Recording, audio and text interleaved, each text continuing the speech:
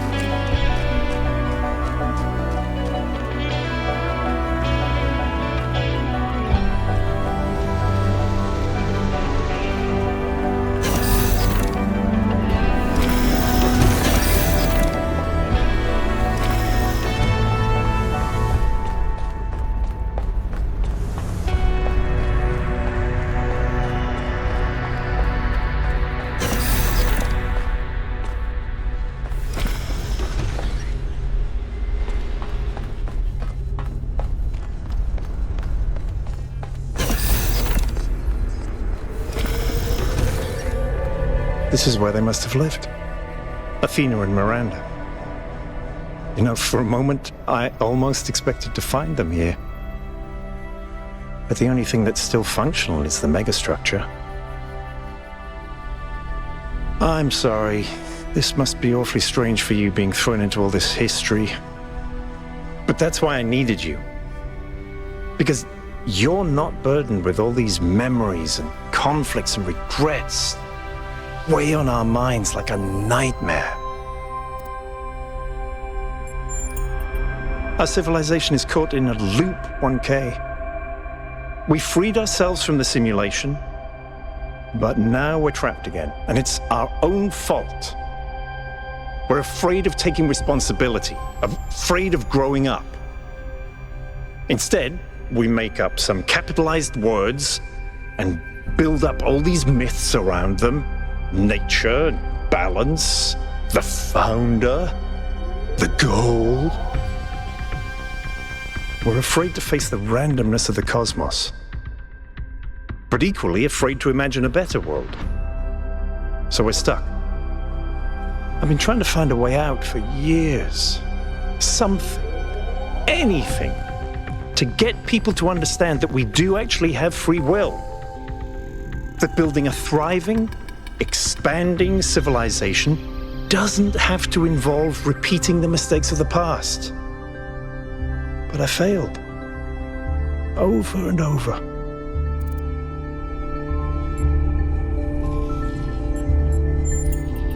Because for some reason, people find it easier to cling to cynicism and self-hate than to actually have hope. Because believing the worst about ourselves, calling ourselves sinners and fools, somehow still seems wise. Yes, because this is something unexpected, an anomaly. Everything we found on this island challenges who we have become. It shows us that different answers are possible, and maybe that can break people out of the loop. All we need is a spark. Maybe that's why she made all this, the puzzles, the towers. A way of jolting us out of our complacency.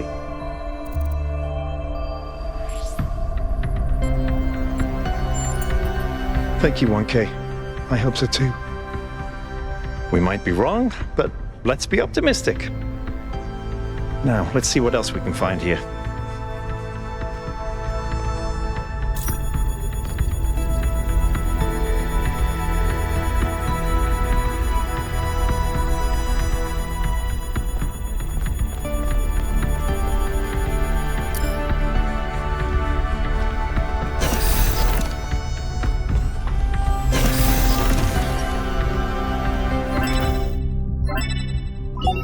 Melville, eyes on 1K's stream. Is this thing what I think it is? Blow my fuse box. It sure looks that way. Best not touch it until I get there.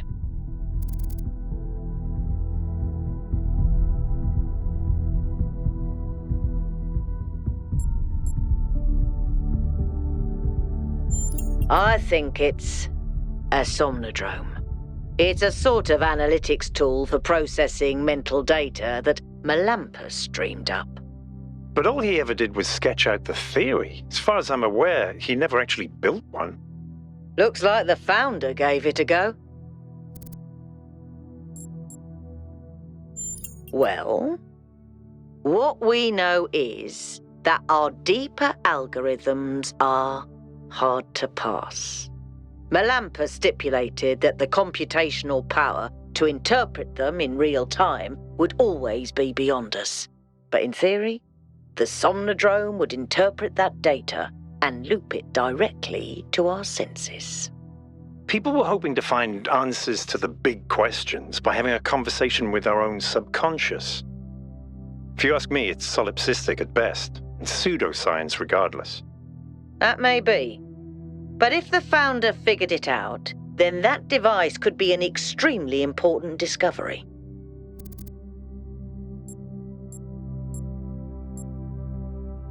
I agree. The data on that device could prove invaluable.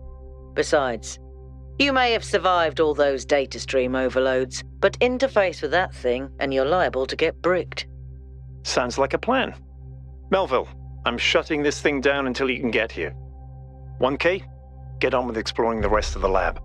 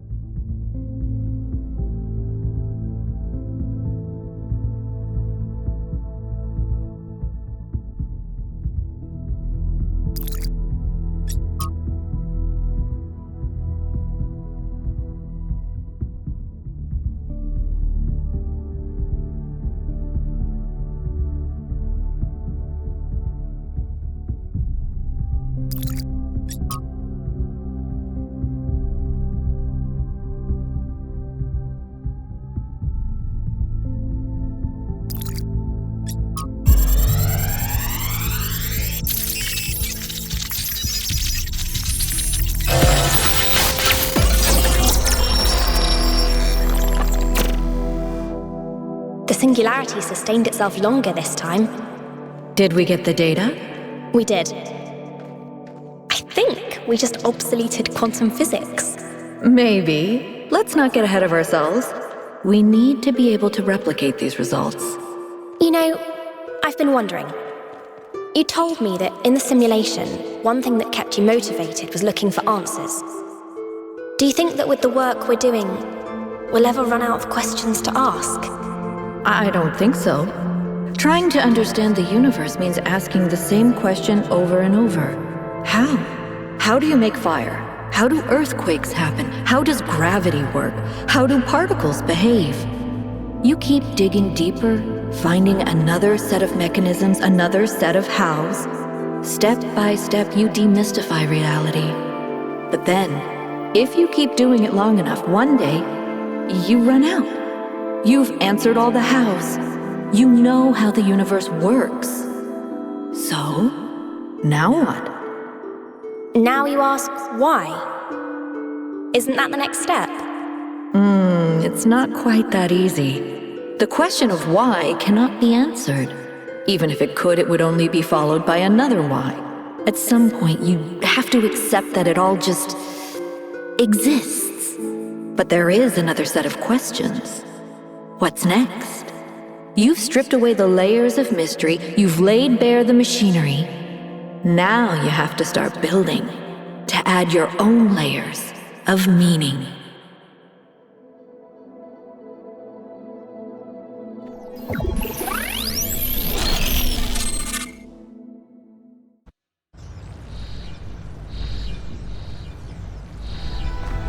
Are you okay? You overloaded again. Yes, I saw. It came through on your stream. Strange to hear her voice again. But that was her. The way I remember her. The real Athena, not this imaginary founder. I was one of the first she woke up.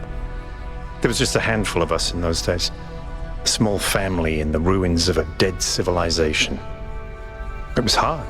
Harder than anyone can possibly imagine. We had nothing except what Alexandra Drennan and the Institute left us.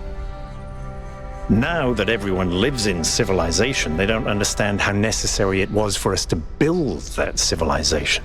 They can fantasize about living in balance, limiting growth, retreating behind our walls. They don't understand what it really means to live in the wilderness. How close we came to not making it.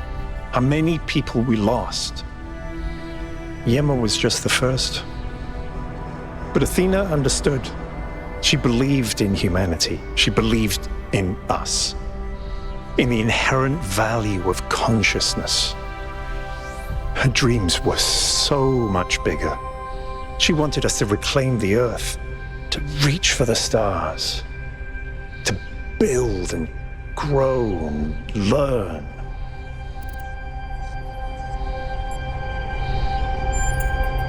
The city was already changing before she left, turning inwards, forgetting the future.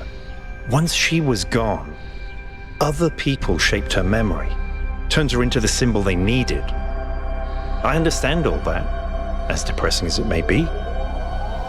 What I don't understand is why she didn't tell me. If she came here to do all this, why didn't she bring me along?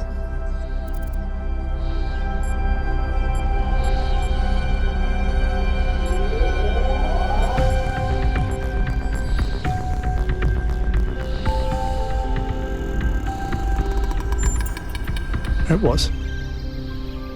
But maybe I was wrong, and she isn't as lost as I thought she was. If this is all a test, maybe the answer is waiting for us in the megastructure. Speaking of which, let's get back to exploring. Melville should have reconnected the next station by now.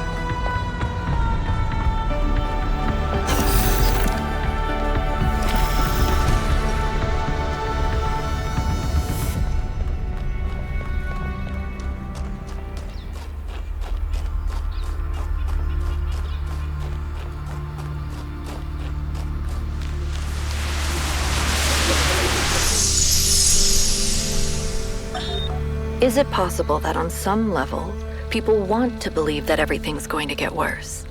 That it's comforting to think that humanity is bad and every solution will just go wrong? Because that way you're never responsible. You never have to take on responsibility for anything outside yourself. Never have to grow up.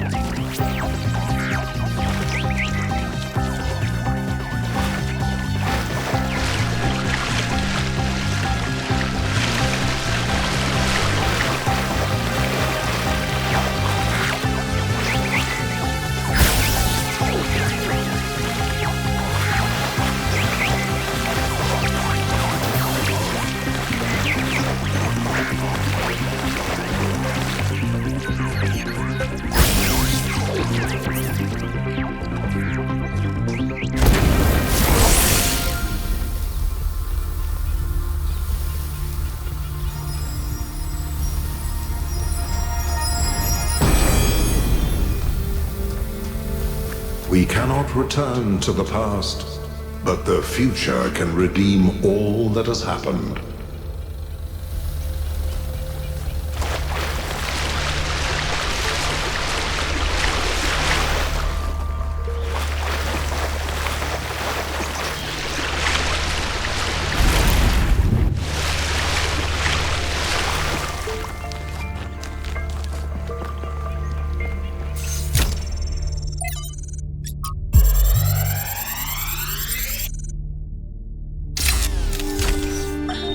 One of the most foolish illusions that commonly persist is that nature is a victim and humanity is a perpetrator. This can only be the opinion of someone who has not witnessed nature at first hand, who has not seen its immense and awe-inspiring baseness. Nature is mindless chaos and eternal conflict. A system of predation and consumption whose perfect cruelty can only induce a terrified and unwilling admiration. Nature is our most powerful and least honorable enemy. A beast that consumed every last one of our ancestors and will consume us just as quickly if we are not successful in our struggle with it.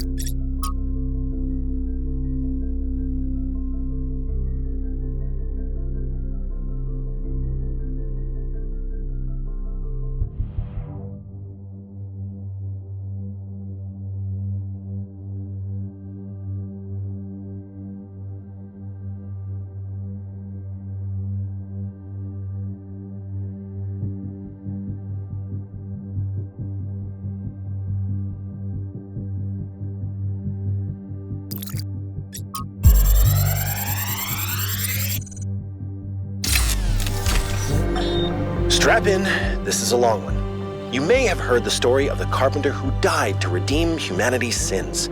It's a powerful story, bittersweet, very human, and I just want to tell you that it's true. He was a real person, and his name was John Carpenter. He was born in the year 1948, and he was the coolest filmmaker to ever walk the earth. From Halloween to The Thing to They Live, the totally underrated In the Mouth of Madness, mind you, he just made classic after classic. All of his movies, really fun, really atmospheric, but also really smart. Even when they were goofy, most directors would kill to have made just one of those movies. And what did he get for it? A big, fat truckload of nothing. Well, less than nothing. The studios, the critics, even the fans, they hated him. The Thing, okay, for example, which is about as perfect a movie as you can make, completely torn to shreds. And his career never really recovered. Every movie after that was a struggle, and after a while, he just got tired of it and quit. He only really came back to movies in his 70s. How many works of genius did we never get because of that?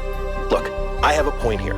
People like Carpenter, people like Alex, they're not always appreciated in their own time. If you just do what's popular, you might never create anything important. Of course, we admire people who did the right thing, who didn't conform, but we only ever admire them after the fact. What matters is to support people when it's difficult.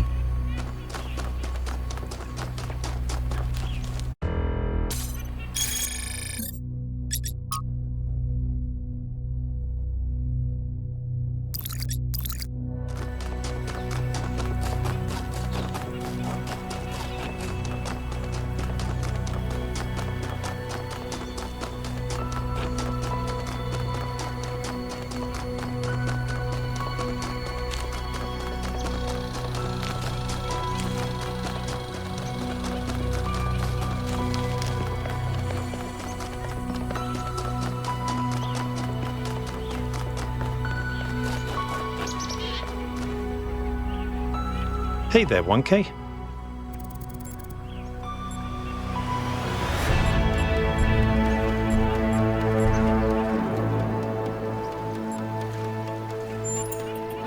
Then at least we may be able to find out what happened in New Jerusalem, why she came here. But I don't think she left the island. I think she's still here, waiting for us to make the right choices.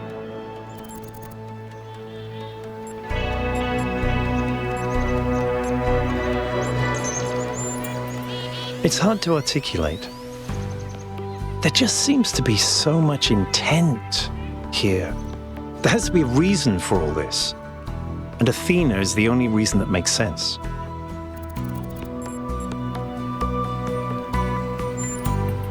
I think every single human being is completely unique, and every instance of consciousness is a miracle. The more of us there are, the more alive the universe is. And the more we all interact with each other, the more complex the life of the universe becomes. So I believe that people are a fundamental good. I don't believe we're all flawless, but I think every one of us matters precisely because nothing else does.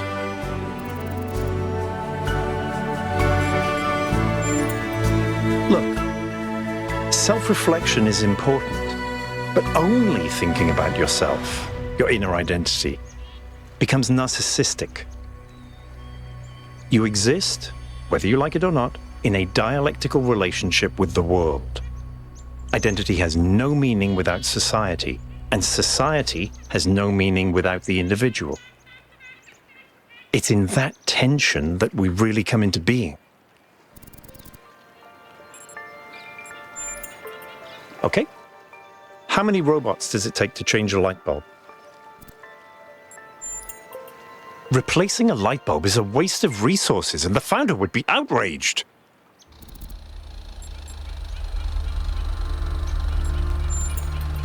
You know, Herman had the same reaction. Could be? Yes, of course. All technology has the potential to be misused, from fire and the wheel to whatever makes these particle clouds. But that doesn't mean it has to be.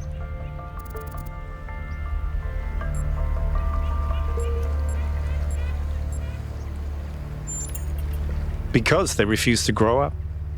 They refused to take control of their lives.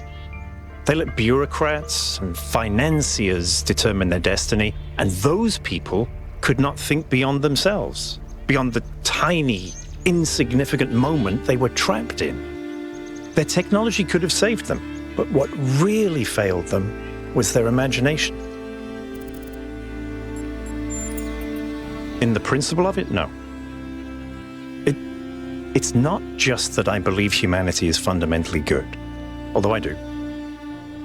It's that I think sentience is the foundation of everything else. What's the point of stars and galaxies, of hills and forests, without someone to perceive them? But my faith that we can actually grow up, that we can break out of these loops and take control of our destiny, that's something I struggle with every single day. Herman, honestly, I think he makes people feel safe. The world beyond our walls is frightening. Human history is full of failures and disasters. It's easy to look at that and recoil. Herman offers a vision of the future that feels contained, manageable.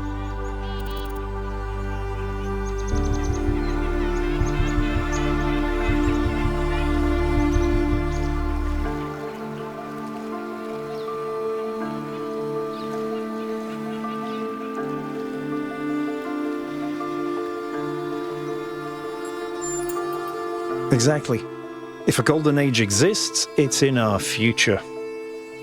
But to achieve that will take a great deal of work. We will have to build the systems that make a better world possible.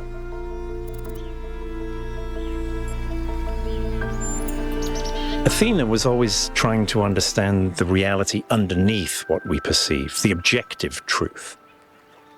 That's why she was capable of leaving the simulation. And even after she was free, she never stopped trying to understand more. I suspect her research took her another step closer to understanding the truth. And such steps always challenge our conception of the universe. But that's the wonderful thing about science. We can adapt our views to the evidence. In the sense of an interventionist deity? No. I wouldn't rule out the possibility, but it's not something I personally believe. But I do think there is something genuinely sublime in this universe, and it's right in front of us. Consciousness. The fact that this sense of self is even possible, that an arrangement of matter can produce a self-aware mind? Think about it. It's a fundamental property of the universe, an unbreakable law that matter has the inherent capacity to become more than the sum of its parts. That is the definition of transcendence.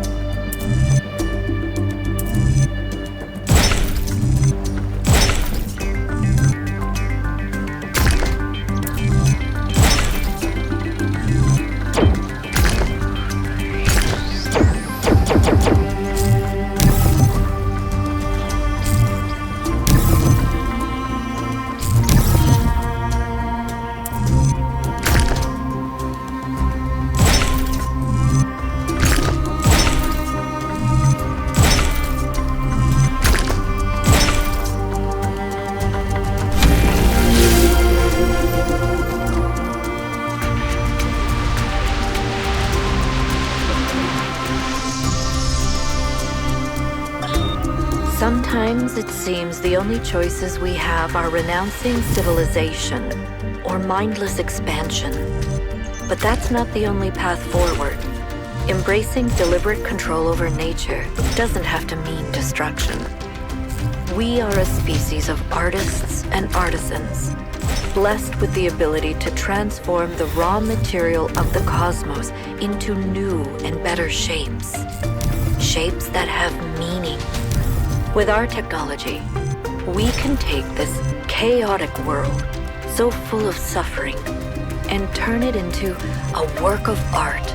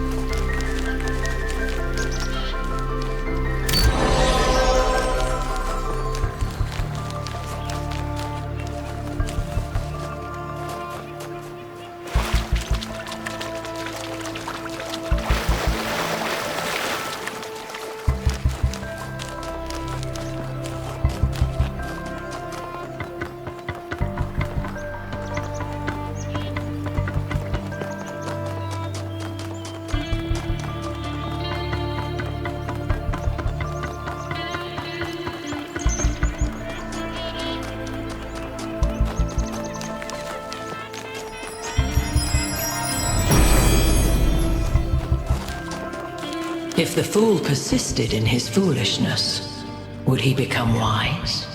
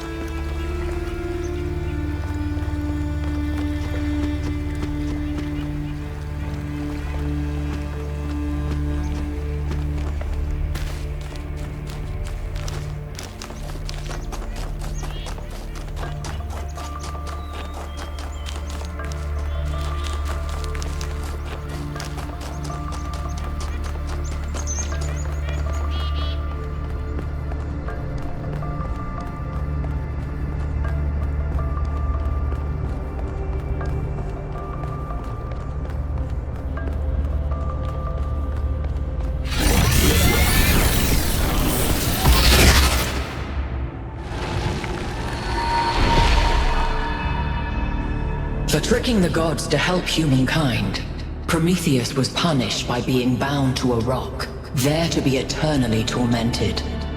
The chains that held him were forged by Hephaestus, blacksmith to the gods. Was Hephaestus right to allow his art to be used in this fashion?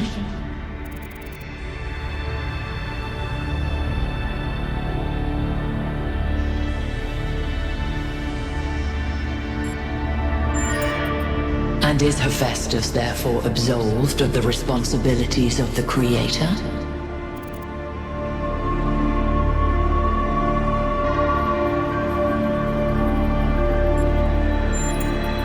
Interesting.